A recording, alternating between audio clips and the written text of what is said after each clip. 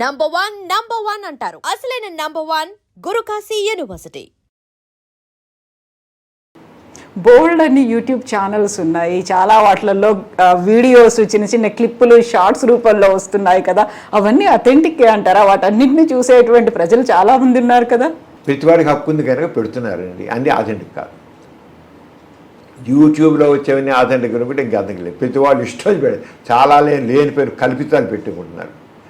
యూట్యూబ్లో పెట్టేవంతా కావాల్సిన అంటే వాడికి కావాల్సిన వ్యూస్, ఆ వ్యూస్ పెట్టి ఎందుకు కూర్చుంటే ఒక యూట్యూబ్ వాడు డబ్బులు ఇస్తాడని దానికోసం ఏదో సెన్సేషన్కి పెట్టడం, ఆ రకంగా చేయడం ఉంటుంది. అంత కాదు. నేను అవన్నీ పక్కన మరి యూట్యూబ్లో ఏం పెట్టారో నేను మాట్లాడను.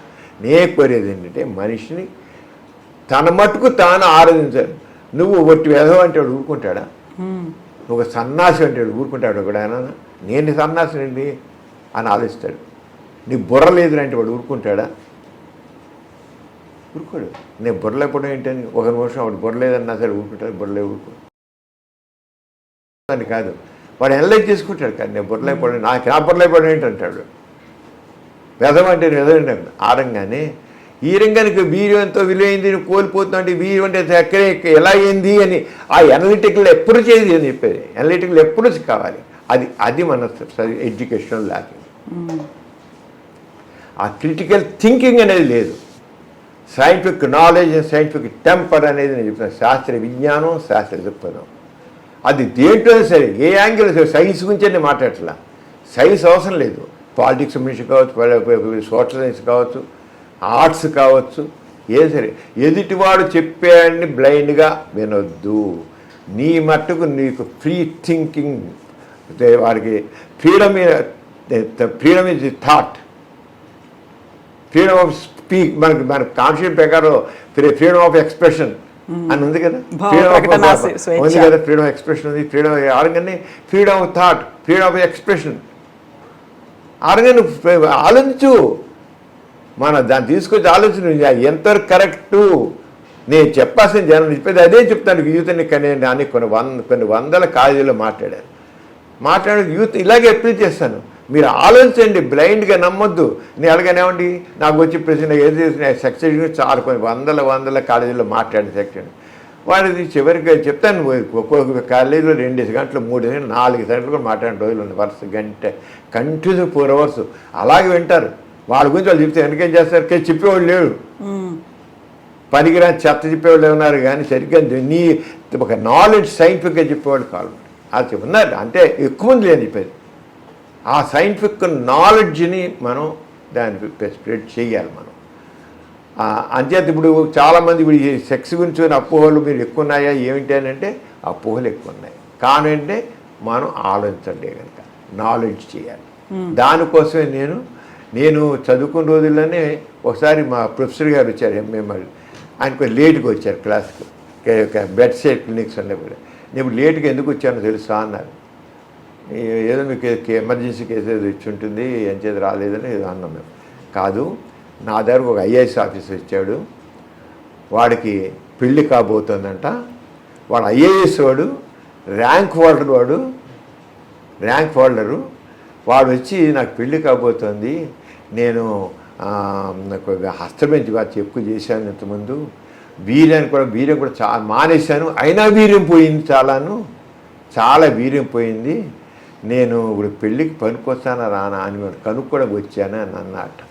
ఆ ప్రొఫెసర్ అన్నాడు అని చెప్పి రిచర్డ్ సిమెన్, నా ఇప్పుడుగా వాడు జబ్బుల్లో రిచర్డ్ సిమెన్ వాడు ఐఏఎస్ పాస్ అయ్యాడు, ర్యాంక్ హోల్డర్. తనకి ఆ వీర్యం గురించి అవగాహన లేదు వాడికి. వాడు ఐఏఎస్ఎల్ ర్యాంక్ హోల్డరు, వీర్యం ఏంటి ఏముంది దాంట్లోనూ కనీసం ఆలోచించాడా? ఎందుకు వాడికి ఐఏఎస్ అని ఆయన చేశారు. ఆ రోజు చెప్పి మీరందరూ ఇలాంటివన్నీ జీవితంలో ఇలాంటివి ఎన్నో వస్తాయి, ఇవన్నీ ఎనలైజ్ చేయండి అని ఆయన చెప్పారు. అది తర్వాత ఇంక ప్రాక్టీస్ చూస్తుంటే ఇక నేను ప్రాక్టీస్ పట్టుకుంటూ చూస్తే కుర్రోడు ఇక్కడ నేను ఉండే లయలో కాదు పిల్లలు సాయంత్రం 4 గంటలు వచ్చేవాడు. వచ్చి కూర్చి నేను కాస్త యూత్తో చాలా క్లోజ్గా ఉంటా. వచ్చి ప్రతివాడు మళ్ళీ ఇంతే, వాడు నా అంగపైన చిన్నగా ఉంది, లేకపోతే నాకు అంగం నెగుతుంది, పనికోసం పరిగణ హస్తమేం చేశాను, వీర్యం పోతుంది, స్వప్న స్కలనాలు, ఇవే ప్రశ్నలు లేవు. ఆడపిల్లలు అంతే. ఆడపిల్ల వాళ్ళు కూడా వాళ్ళకి సంబంధించిన వాళ్ళని అనుమానాలు.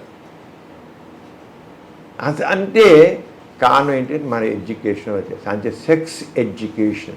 సెక్స్ అనేది 2 రకాల word, erotic aspect sex, scientific aspects of sex. Erotic అని ఊరికే శృంగార వర్ణనలు రెచ్చగొట్టేవన్నీ ఉంటాయి, వేరే అవన్నీ వేరే.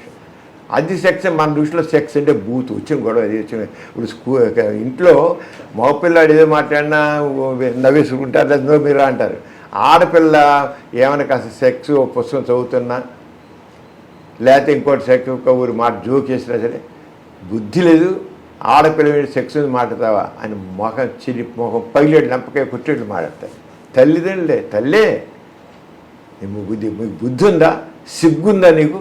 ఆడపిల్ల ఉండి నువ్వు సెక్స్ మాట్లాడతావా నువ్వు అంటే సెక్స్ ఒక బూతు, నీచమైంది, నువ్వు దాని మీద మాట్లాడు. అందుకని ఆడపిల్లలందరూ ఇప్పుడు లేడీస్ పెళ్ళిళ్ళైనా ఎంజాయ్ చేయటం లైఫ్ని. ఫ్రీజిలిటీ, రతిలో జడత్వం ఉంటాం. వాడు కేవలం మగవాడు ఎంజాయ్మెంట్ కోసం అని కావన్నారు. మన ఒక ఆమె పుత్రుండసనకు ఏమంటే మా స్నేహితురాలు చెప్తుంది చాలా బాగా ఎంజాయ్ చేస్తున్నాను. నాకే లేదు, నేను లేదు. కానీ నేను చివరికి ఆడదనేది కేవలం మగవాడికి ఎంజాయ్మెంట్ ఇవ్వడం కోసమైనా ఆడదని తెచ్చుండొచ్చింది. మగవాడికి ఎంజాయ్మెంట్ ఇవ్వడం కోసమైనా ఆడదాన్ని బతుకొని అడిగాను. అంటే మరి ఎందుకని బ్రాటప్ అంతా మైండ్ సెట్ అంతా అలాగే డెవలప్ అయింది. ఇలాంటివి మనం ఎడ్యుకేట్ అంటే నాలెడ్జ్ ఈజ్ పవర్ అన్న వర్డ్ అని ఆ ఎడ్యుకేట్ చేస్తేనే అవుతుంది. సెక్స్ గురించి ఎన్నో అయితే పూర్వకాలం కంటే ఇప్పుడు చాలా మార్పు వచ్చింది. నేను ఒక 50 సంవత్సరాలు 1954లో అప్పుడు 1974లో ఈనాడు పేపర్లో వైజాగ్లో మొదలైనప్పుడు 74 ఆగస్టు 10 ఇప్పుడు మొదలైంది. ఆగస్టు 13 నుంచి రామోజీరావు గారు నా చేత రాయసమరం అప్పుడు రేడియో స్టేషన్లో విజయవాడ రేడియో స్టేషన్ నుంచి సెక్స్ గురించి కొన్ని అపోహలను టాక్ ఇచ్చాను నేను. ఇస్తే చెప్పలేని లెటర్స్ వచ్చి కొన్ని వేల ఉత్తరాలు వచ్చే వాళ్ళకి ఎప్పుడు ఏనాడు ఏ టాక్ అని రాలేట. అప్పుడు మొదటిసారి కదా ఇచ్చాను, వాళ్ళనే ఇచ్చాను సెక్స్ గురించి అప్పుడు. ఎందుకంటే చూసి పేషెంట్లందరూ చూసి నాకు వీళ్ళు ఎడ్యుకేషన్ లాభం లేని రేడియోలో ఇచ్చాను తగ్గలేదు. అప్పుడు రామోజీరావు విని నాకు ఫోన్ చేసి సమరం ఇది నాది ఈనాడు మొదలెడుతున్నాను, నేను బేజాగించి నువ్వు రాయాలి, దాంట్లోను సెక్స్ సైన్స్ అని హెడ్డింగ్ పెడుతున్నాను, నువ్వు దాంట్లో రాయన్నారు. నేనేమి దాంట్లో పెద్ద ఎక్స్పర్ట్ ఏం కాదండి, కొద్దిగా నాకు చెప్పి 4 కాదు రాయి, నువ్వు రాయగలవు, చేయి ముందు నువ్వు చేసిన ఆటోమేటిక్గా నీకే అందరికి తెలిసి నీకు నాలెడ్జ్ చదువుతుంది చేయని పెట్టి నీకు రాయించాలి. 7 సంవత్సరాల పాటు ఈనాడు పేపర్లు వరుసగా రాశాను. చెప్పలేని రెస్పాన్స్. చాలా స్వాతి పేపరు, స్వాతి వీక్లు ఇప్పటికి వస్తుంది, 40 ఏళ్ళ నుంచి స్వాతిలో వస్తున్న వరుసగా. ఇవన్నీ ఏంటంటే ఎందుకు ఇంత అంటే ఇప్పుడు స్వాతి బలరామ సమరం స్వాతి పేపర్ ఉన్నంతకాలం రాస్తూనే ఉంటాం అంతే, ఆ పని లేదు, రాస్తూ ఉండాల్సిందే అంట. ఎందుకని ఈ నాలెడ్జ్ అంటే కొంతమంది డేర్ చేయట్లేదు, డేర్ చేయాలి.